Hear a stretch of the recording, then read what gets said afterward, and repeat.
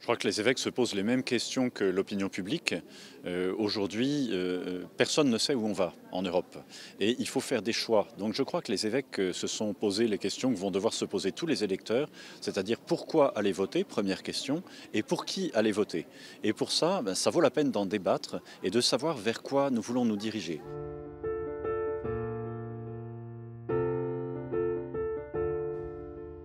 Le nationalisme, notamment, ça peut être un péché si on place la nation au-dessus de Dieu. Nous avons le Christ, c'est lui qui fait notre unité. Alors, d'un autre côté, on accuse de nationalisme et de populisme tous les gens qui ne pensent pas comme nous. On a tendance à le faire, hein, c'est assez facile. Il faut entendre les peurs de nos contemporains et nos propres peurs. Nous ne savons pas où nous allons.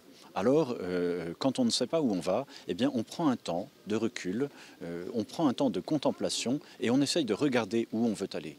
Aujourd'hui, c'est ce que nos évêques ont essayé de faire, mais il importe que nos sociétés le fassent, qu'elles prennent le temps de regarder leur sillage, regarder d'où elles viennent, leurs racines, par exemple les racines chrétiennes. L'Église est présente en Europe depuis 2000 ans, l'Union depuis 60 ans.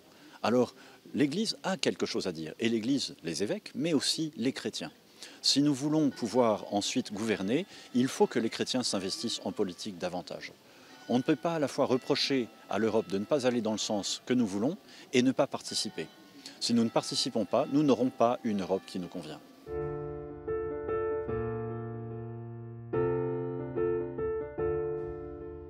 La bioéthique n'est pas une compétence de l'Union européenne. On doit le répéter sans cesse. C'est une compétence tout à fait marginale à partir du moment où il y a des dimensions transfrontières.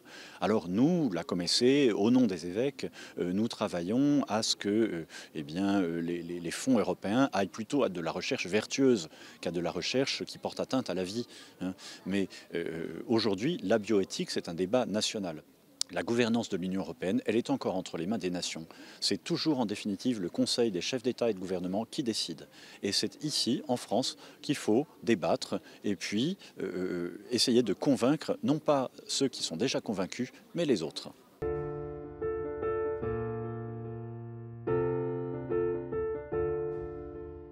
Je crois qu'évidemment, il y a les questions migratoires, il y a aussi les questions des grands défis d'avenir. On a une mutation technologique fantastique avec le numérique. Fantastique, ça veut dire dans le sens étymologique qui fait peur aussi, hein, dont on ne connaît pas les tenants et aboutissants, on ne sait pas où ça va nous conduire. Et là, nous avons vraiment des choix à faire ensemble. Si nous n'anticipons pas les choix, nous allons subir cette évolution technologique. Premier point. Deuxième point, c'est la question démographique. La question démographique, aujourd'hui, nous avons une bonne moitié des pays d'Europe qui perdent des habitants et en proportion très substantielle. Quand on a 1 million sur 4 qui disparaît, c'est comme si nous, en France, on avait un quart de notre population qui disparaissait. Et pas par mort du sujet, hein, mais par fuite finalement d'une certaine réalité. Quelle espérance donnons-nous aux jeunes aujourd'hui? Quelle place leur faisons-nous? Alors il ne s'agit pas de décider pour eux, mais de décider avec les jeunes générations. Je crois que c'était le message du synode et c'est aussi une préoccupation de nos évêques.